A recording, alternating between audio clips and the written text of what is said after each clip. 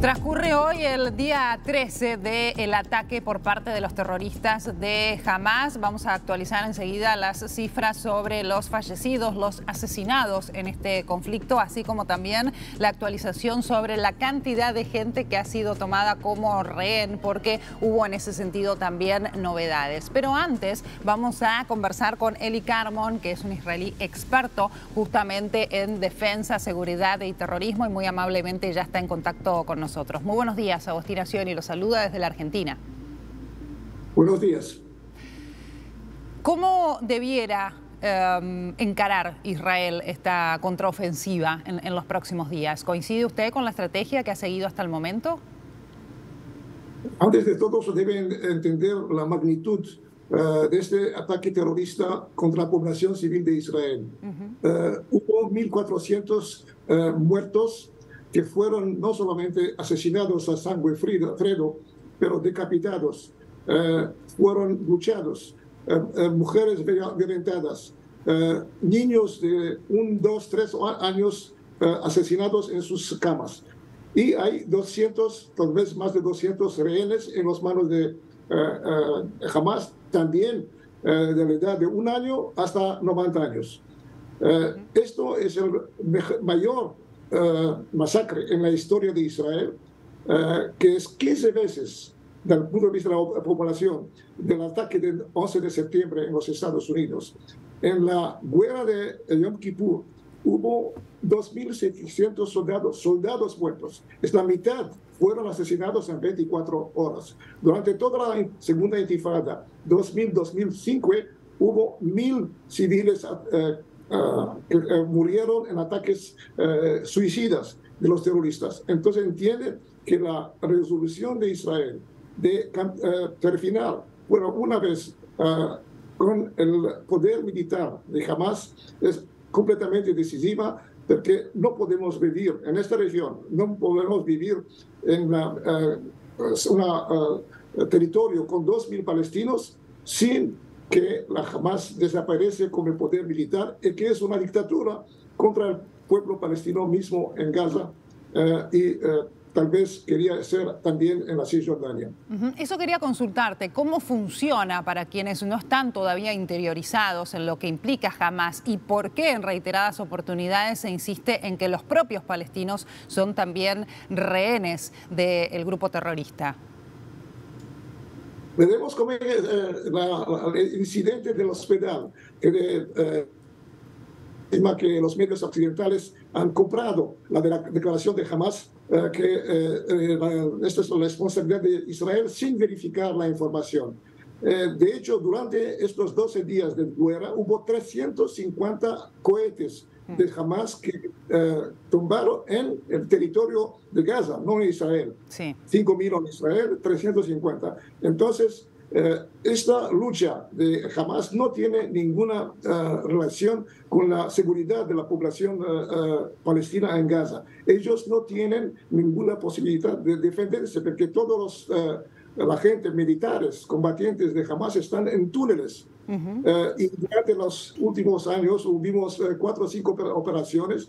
Hubo mucha destrucción, muchos muertos en la parte palestina, pero después ellos reciben dinero de los países árabes, de los Golfo, de Qatar, de la Unión Europea, de la Unión de Estados Unidos, y después comienza de nuevo toda esta actividad sin tener en cuenta la seguridad y el bienestar de la población palestina. Esto es un gran problema porque no sabemos cómo terminar desde el punto de vista político. Después de la destrucción de Hamas, como él dice, Hamas tomó el poder en 2007, matando a 200 personas de los servicios de seguridad y policía del Fatah, de la Autoridad Palestina, exactamente como hizo Daesh o ISIS 10 años más tarde en Siria y en Irak. Independientemente de esta ayuda internacional que puede estar recibiendo Hamas, ¿cuál es el poder de fuego que tiene en realidad la organización terrorista y qué influencia? Por supuesto, no podemos pasar por alto el rol de Irán, ¿no? Sí, sin duda. Ellos ya tenían 20.000 cohetes probablemente de varios alcances pero están economizando para tener más durante la acción terrestre que Israel empezará. Estos cohetes se encuentran en túneles muy especiales que automáticamente están utilizadas con electricidad de afuera.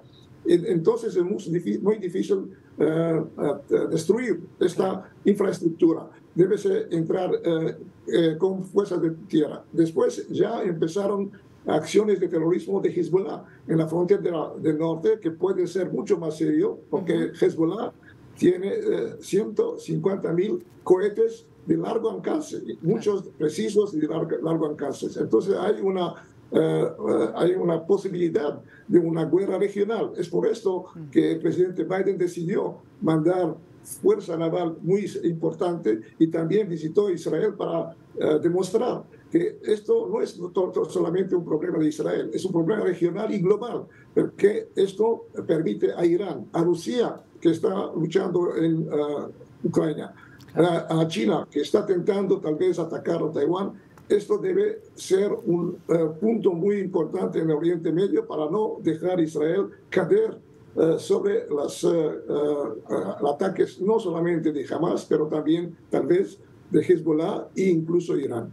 ¿Usted cree entonces que es altamente probable que este conflicto se expanda hacia el resto de Medio Oriente en función a el rol de Hezbollah, que ya de hecho hubo un intercambio entre Hezbollah e Israel en el norte del país? Sí, es el problema más grave, pero un conflicto regional, tal vez la disuasión que los Estados Unidos, pero también la Francia y Gran Bretaña y Alemania, que mandaron un primer ministro, el presidente de Francia debe llegar mañana o después de mañana, muestran que el Occidente está unido en defender Israel y también está defendiendo los intereses, no solamente intereses económicos, pero estratégicos, en un mundo global donde los rusos y los chinos e Irán intentan cambiar el balance de poder. En términos generales, si tuviese que establecer una diferenciación entre los terroristas de Hamas y Hezbollah, ¿cuáles son aquellas principales diferencias y también similitudes que tienen los grupos terroristas?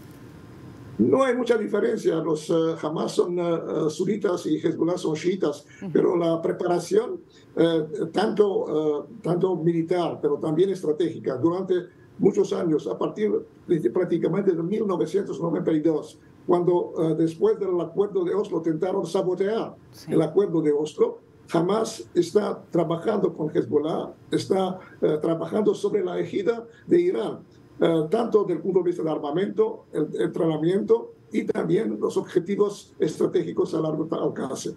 Hezbollah es mucho más porque controla prácticamente el territorio del Líbano. El ejército libanés es un ejército muy débil.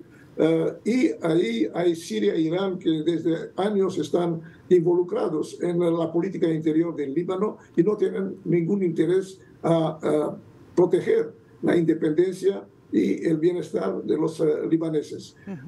El Hezbollah tiene como he dicho, un arsenal enorme de misiles, 150.000 misiles, tienen una fuerza terrestre de 25.000 combatientes que está hoy día a la frontera con Israel, pero todavía no interviene muy seriamente, pero hay esta amenaza, como la sabe de Damocles, sobre Israel.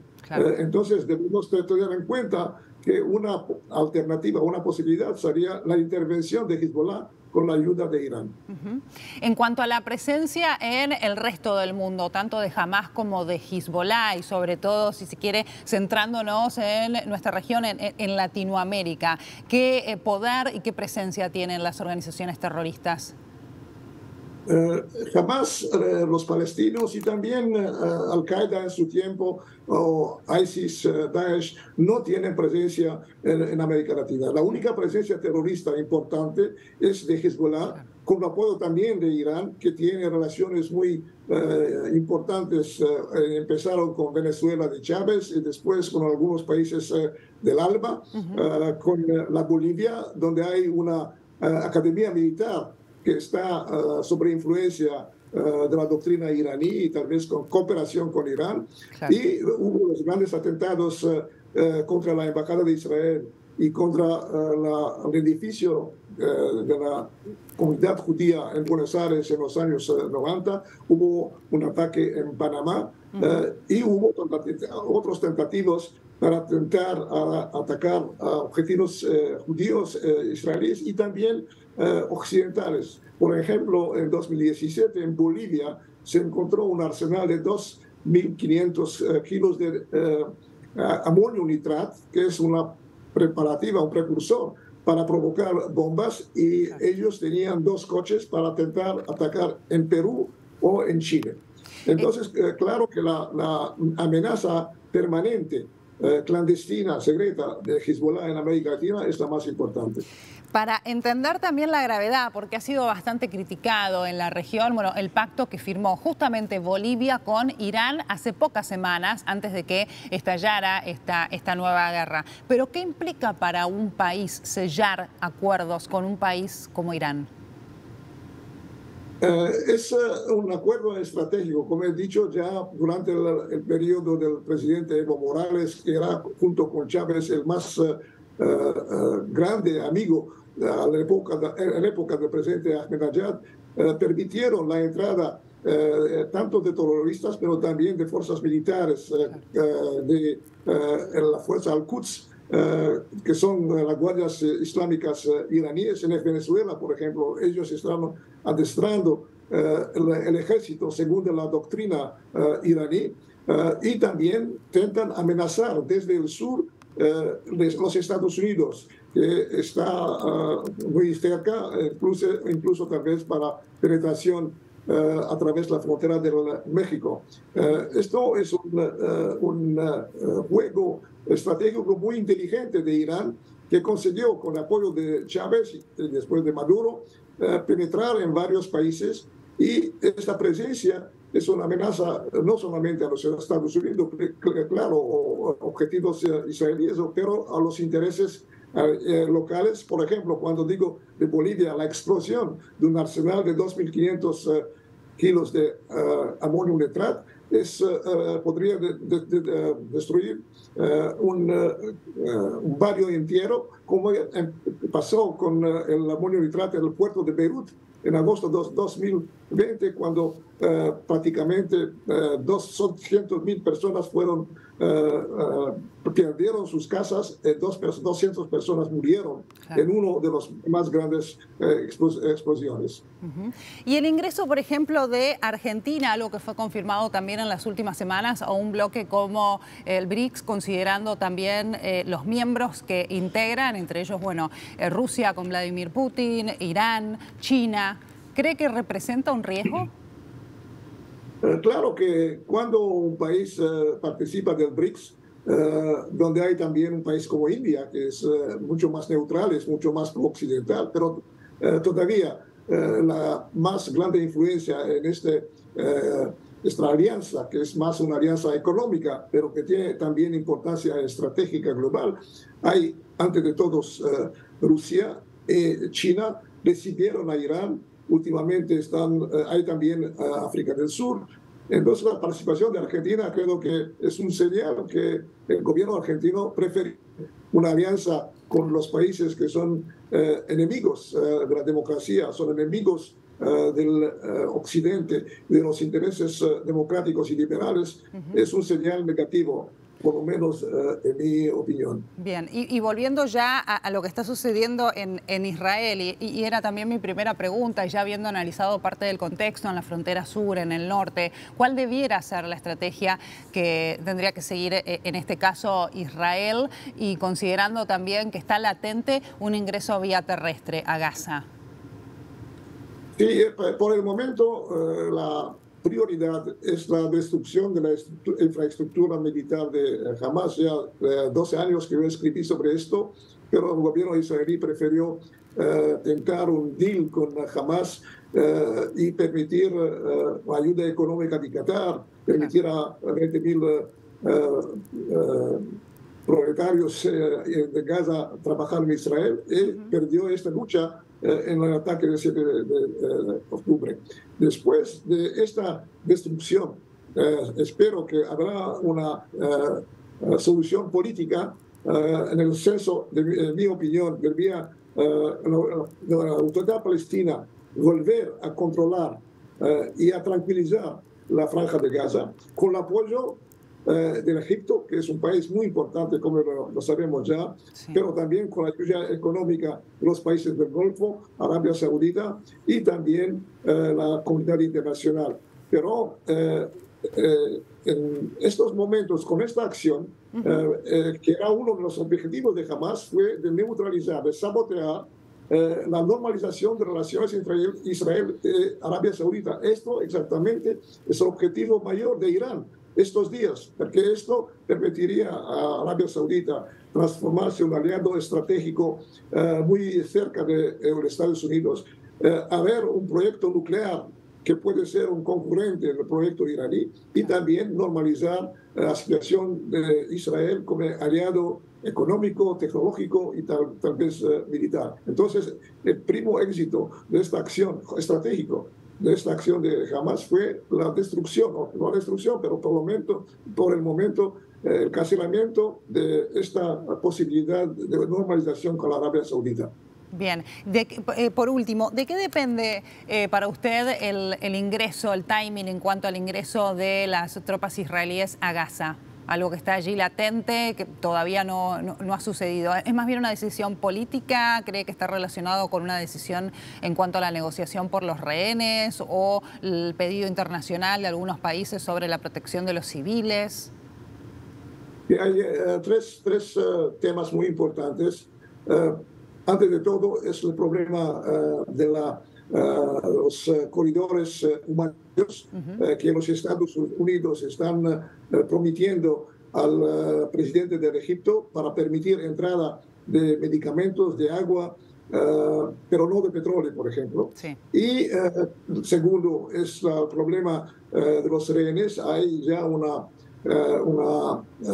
negociación secreta muy difícil para intentar de al menos liberar los bebés, los chicos, las mujeres y las personas muy ancianas. Y hay también el problema militar, en el senso que después de la acción de Hamas y la destrucción parte de esta infraestructura en estos días de bombardamientos, el ejército debe preparar un nuevo plano, cómo llegar a destruir principalmente los cohetes, los misiles que se encuentran sobre tierra en los túneles, y también matar a los militares combatientes, si quieren, y los líderes militares y políticos de Hamas que se encuentran principalmente en la región de los túneles sobre un más grande hospital de Gaza. Entonces ellos utilizan también este hospital para defenderse de los ataques de Israel. Claro, de alguna manera utilizan como escudos humanos a los propios enfermos que están en el hospital, ¿no? Porque saben que Israel no bombardea.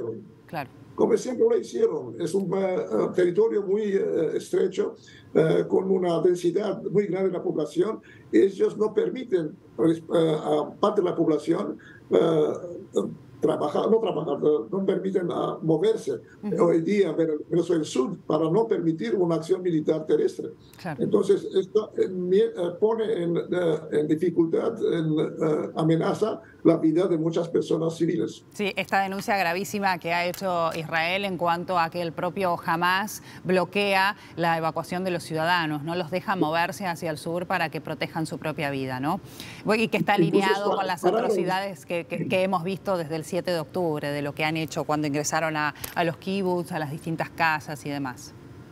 Sí, esto pasó también en otras operaciones, 2014, 2021, y muchos civiles murieron a causa de esta política de Hamas, porque ellos no dan ninguna seguridad a la población civil. Solamente combatientes están sobre tierra en los túneles, no los civiles. Muchas gracias por esta comunicación con nosotros, por toda la información que nos ha brindado. Gracias a ustedes. Hasta luego. Lo mejor para Israel, por supuesto. Gracias.